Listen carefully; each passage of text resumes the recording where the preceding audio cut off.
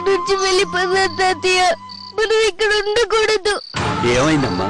ఏం జరిగింది? వెళ్ళొద్దు వెళ్ళొద్దు అని ఎంత చెప్పినా వినకుండా వెళ్ళాను. కానీ వెళ్ళాక ఏమైంది తల్లి? వెళ్ళేసరికి అమ్మగారు ఉన్నారు. నేను చూశారు. మళ్ళీ ఇక్కడికి ఎందుకు వచ్చా అని నాలో మాట్లాడారు. పైగా ప్రతిసారి వాళ్ళ కట్టబడుతూ వాళ్ళ చుట్టూ తిరుగుతున్నానని నన్ను పోలీసులకు పట్టించాలని ఫోన్ చేశారు. నేను తప్పించుకొని పార్టీ వచ్చేసాను.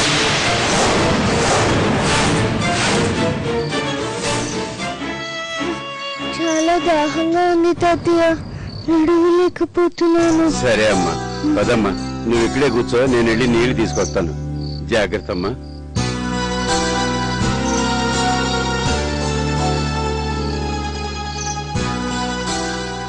ఈ పాప ఆ పాప కాదనుకుంటా సార్. అవునయ్యా, నువ్వు చెప్పిందే నిజమే. ఈ పాపే అనుకొని పొరపాటు పడ్డాం. కానీ కృష్ణ గారి పరిస్థితి చూస్తుంటే చాలా భయం వేస్తుంది. కరుణను తీసుకొస్తే కానీ బతకరని డాక్టర్లు చెప్తున్నారు.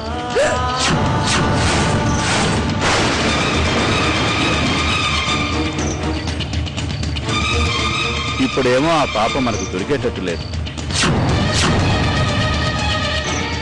సార్ సార్, కృష్ణ గారికి ఏమైందండి? మరి కృష్ణ గారు తెలియదన్నావు? తెలుసండి, నాకు బాగా తెలుసు. నీ పేరు కరుణ కాదు కదా, మాకు కరుణ కావాలి. నేనే సార్ కరుణని. ఇక్కడికి వెందు చెప్పండి. నువ్వేనా కరుణవి? అవునయ్యా, నన్ను తీసుకెళ్ళండి. నేను ఐగర్ని చూడాలి. కానిస్టేబుల్, ఈ పాపను జీపెక్కించు. సార్, మీ ఫోన్ కిందే ఉండిపోయింది. ఇందాక నుంచి ఎవరో కాల్ చేస్తున్నారు. ఇదిగోండి. ఫోన్ వచ్చిందా? నువ్వు లిఫ్ట్ చేసావా? లేదండి, లిఫ్ట్ చేసేలోపే పెట్టేశారు. అవును, ఏంటండి ఎవరో కాల్ చేశారని చెప్తే అంతలా కంగారు పడుతున్నారేంటి? చచ్చా, కంగారే లేదు కల్పన. చెప్పాను కదా, ఓ క్రిమినల్ గురించి వెతుకుతున్నామని. దానికి సంబంధించిన ఫోన్ ఏమైనా వచ్చిందేమోనని. హలో సార్, గోపి చెప్పు. AP 091286 నెంబర్ గల ఆటో ఇక్కడే దొరికింది సార్. ఎక్కడ సార్, ఈ ఆటో కొత్తగూడ అడ్డా మీద ఉంది సార్. నేను వచ్చేసరికి డ్రైవర్ లేడు సార్. నేను ఎంక్వైరీ చేస్తాను సార్.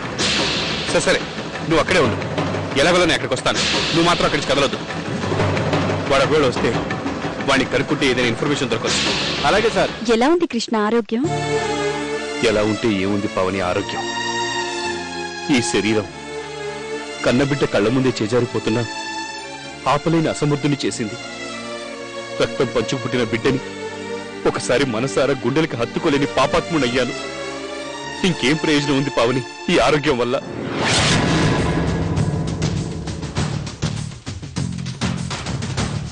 నేను మనిషినైతే ఇక్కడున్నాను, కానీ నా మనసంతా కళ్ళ చుట్టే తిరుగుతోంది. ప్లీజ్ పావని, నువ్వే ఎలాగైనా కాస్త సాయం చేయాలి. కృష్ణ, నేను ఇప్పుడు నీ దగ్గరికి వచ్చింది సాయం చేయడానికి కాదు, నీ ఆరోగ్యం ఎలా ఉందో కనుక్కోవడానికి, నీ మానసిక పరిస్థితి ఎలా ఉందో చూసి వెళ్ళడానికి. నా గుండె కరుణాని కొట్టుకుంటోంది.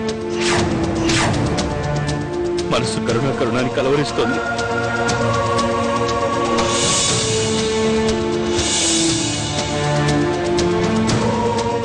నా కళ్ళు కరుణను ఒక్కసారి చూడాలని ఆరాటపడుతున్నాయి. నా చేతులు కరుణకు అన్నం తినిపించాలని తప్పించిపోతున్నాయి.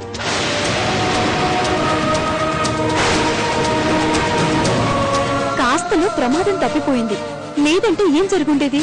కల్పన పక్కనే ఉందన్న సంగతి మర్చిపోయి కరుణ వెంట పరిగెత్తావు. కల్పనకి విషయం తెలిస్తే ఏమై ఉండేది? ఆలోచించవా? నా మాట విను కృష్ణ.